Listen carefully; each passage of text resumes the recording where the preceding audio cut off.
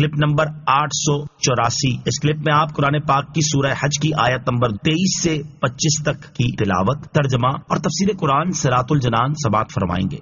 بسم اللہ الرحمن الرحیم۔ ترجمہ، اللہ کے نام سے شروع جو نہایت مہربان رحمت والا ہے۔ ان اللہ يدخل الذین آمنوا وعملوا الصالحات جنات تجری من تحتها الانہار يحلون فيها من أساور من ذهب ولؤلؤا ولباسهم فيها حرير وهدوا إلى الطيب من القول وهدوا إلى صراط الحميد۔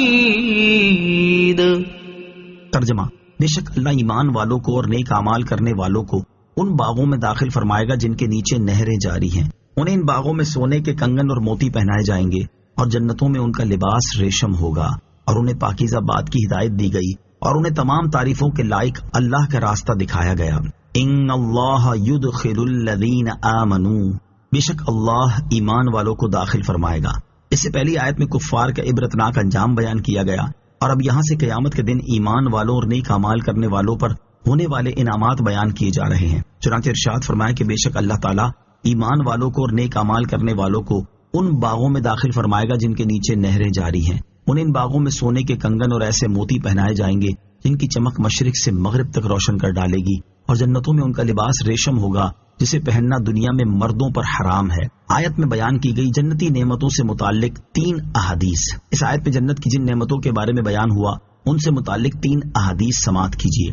نمبر 1، ترمذی شریف کی حدیث ہے، حضرت حکیم بن معاویہ رضی اللہ تعالی عنہ سے روایت ہے، تاجدار رسالت صلی اللہ تعالی علیہ وسلم نے ارشاد فرمایا، جنت میں پانی کا دریا، شہد کا دریا، دودھ کا دریا اور شراب کا دریا ہے، پھر ان سے نہریں نکلتی ہیں۔ نمبر 2، مسلم شریف کی حدیث حضرت ابو ہریرہ رضی اللہ تعالیٰ عنہ سے روایت ہے، سید المرسلین صلی اللہ تعالیٰ علیہ وسلم نے ارشاد فرمایا، مومن کے اعضاء میں وہاں تک زیور پہنایا جائے گا جہاں تک اس کے وضو کو پانی پہنچے گا۔ نمبر 3، ترمذی شریف کی حدیث حضرت ابو سعید خدری رضی اللہ تعالیٰ عنہ سے روایت ہے، رسول اللہ صلی اللہ تعالیٰ علیہ وسلم نے ارشاد فرمایا، جنتیوں کے سر پر تاج ہوں گے اور ان تاجوں کا ادنا موتی مشرق سے مغرب تک کو روشن کر دے گا۔ وَهُدُوا إِلَى الطَّيِّبِ مِنَ الْقَوْلِ، اور انہیں پاکیزہ بات کی ہدایت دی گئی۔ اس آیت میں پاکیزہ بات سے کلمہ توحید مراد ہے، اور بعض مفسرین کے نزدیک اس سے قرآن مجید مراد ہے، اور صراط حمید سے مراد اللہ تعالیٰ کا دین اسلام ہے۔ ان الذين كفروا ويصدون عن سبيل الله والمسجد الحرام الذي جعلناه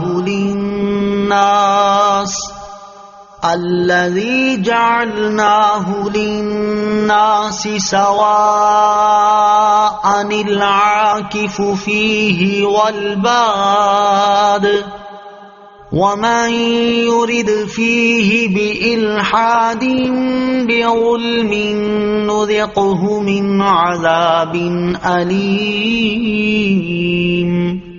ترجمہ، بے شک جنہوں نے کفر کیا اور وہ اللہ کے راستے اور مسجد حرام سے روکتے ہیں جسے ہم نے لوگوں کے لیے بنایا ہے، جس میں وہاں کے رہنے والوں اور دور سے آنے والوں کا حق برابر ہے، اور جو اس میں ناحق کسی زیادتی کا ارادہ کرے گا تو ہم اسے دردناک عذاب چکھائیں گے۔ ان الذین کفروا، بے شک جنہوں نے کفر کیا۔ شان نزول، یہ آیت سفیان بن حرب وغیرہ کے بارے میں نازل ہوئی جنہوں نے سرکار دو عالم علیہ الصلوۃ والسلام کو مکہ مکرمہ میں داخل ہونے سے روکا تھا۔